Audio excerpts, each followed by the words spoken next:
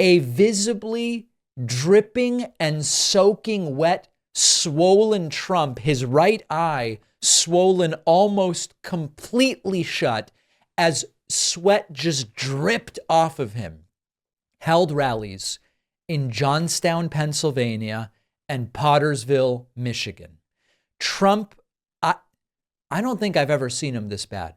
Here is Trump claiming that his non sequiturs, when he talks about a shark and a boat and an electric vehicle and wind and birds and noise and Kamala and communists, and he says that when he's doing that, he's weaving stories together in a way that is impressive to college English professors. This man is sick. He's sick. You know, I do the weave. You know what the weave is? I'll talk about like 9 different things and they all come back brilliantly together. And it's like, and friends of mine that are like English professors, they say, it's the most brilliant thing I've ever seen. But the fake news, you know what they say? He rambled. That has to be some form of mental illness. The English professors come up to me and they say, sir, we can't believe how great your English is. We've never seen people do with words the things you're able to do. And when you talked about the late, great Hannibal Lecter, followed with how noise cancer kills birds and sharks are electrocuted by electric boats, it's brilliant. We want to forget about Shakespeare. Put Beowulf in the trash. James Joyce be damned. We will now teach Trump speeches in English class. Sir, it's delusional. And it must be some form of mental illness. I can't think of any other explanation. During one of Trump's rallies, a guy tried to attack the media. All of the reporters and the cameras, they're up on sort of like a raised stage at the back of the venue. And here is a guy getting up there and trying to attack the media. Of course, weaponized by Trump, who says the media is the enemy of the people. Police police show up. It's all chaos. Take a look at that. So the guy's trying to climb in and attack media, and bystanders start grabbing him, and then police show up.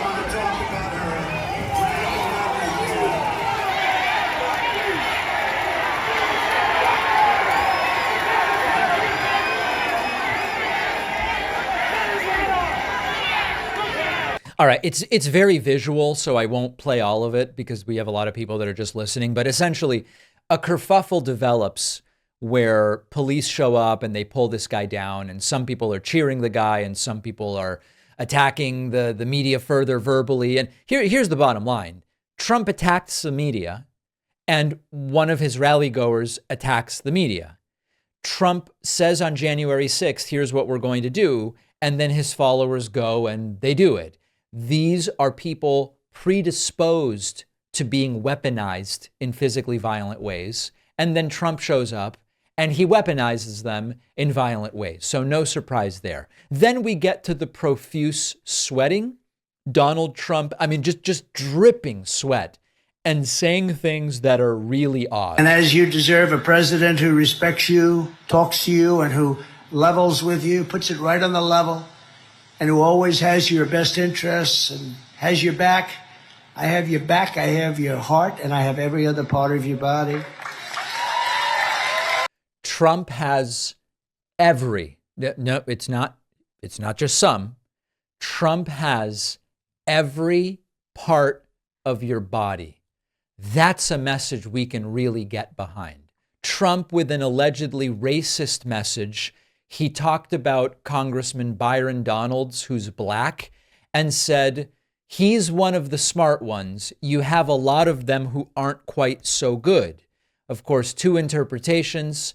You've got a lot of dumb black people, but Byron Donalds is one of the smart black people, more benign. You have a lot of members of Congress that are not so good, but Byron Donalds is one of the good ones. I don't know anymore. Check it out. And he immediately, the first thing he did was approve the Nord Stream pipeline. And then they'd say, Mr. Congress, oh, look who we have. Byron, stand up, please. Superstar of the future. He's already already a superstar, but he's a superstar of the future. Byron Donalds, Florida. Wow, that's nice to have you here. That's good. He's great. He's great. He knows exactly what I'm talking about. That one is smart. You have smart ones and you have some that aren't quite so good. But we have a group of people that... So definitely very edgy stuff. Unclear if it's overt and blatant racism or just another one of these confusions and misunderstandings. Donald Trump claims that no one knows Kamala Harris's last name, which is funny coming from a guy who can't seem to say her first name. But the fake news is doing everything possible, everything they can to help Kamala Harris. Do you ever notice nobody knows what her last name is? I go, okay, I'm going to give you the first name. Tell me the last name. I say, Kamala. They have no idea who the hell she is.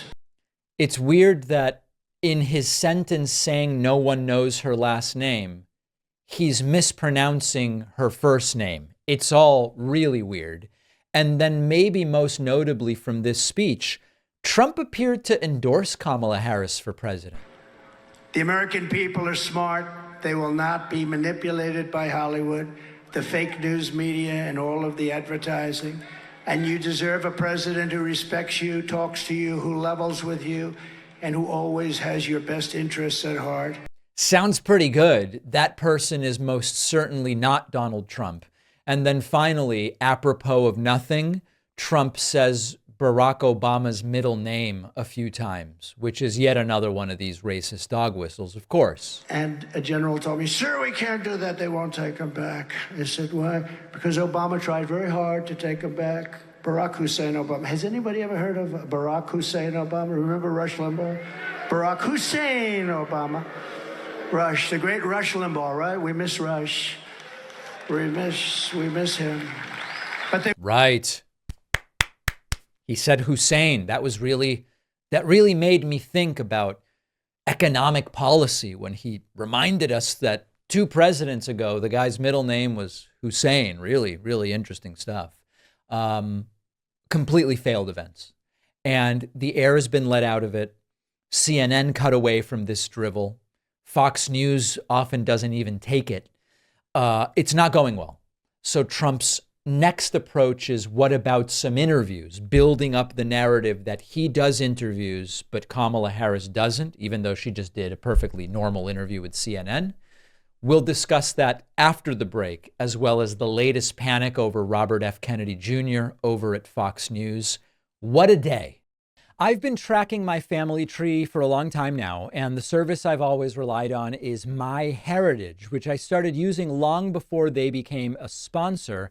Trusted by over 90 million users, MyHeritage makes it easy and fun to build your family tree with a range of powerful genealogy tools at your fingertips. One of my favorite features lets you quickly find new family members and add entire new branches to your tree. It's always a good time to sit down with my family, show them what I found. For example, the other day, I found a scan of an immigration document from when my mother's uncle's aunt arrived at Ellis Island, or this document from the US-Canada border for my relative who was born in 1895. This is remarkable stuff and really interesting artifacts that are part of the puzzle of my family's past. MyHeritage gives you access to over 19 billion records like this, making it easier than ever for you to uncover amazing new pieces of your family's history. You can try MyHeritage completely free for 14 days when you go to davidpakman.com/myheritage. The link is in the description.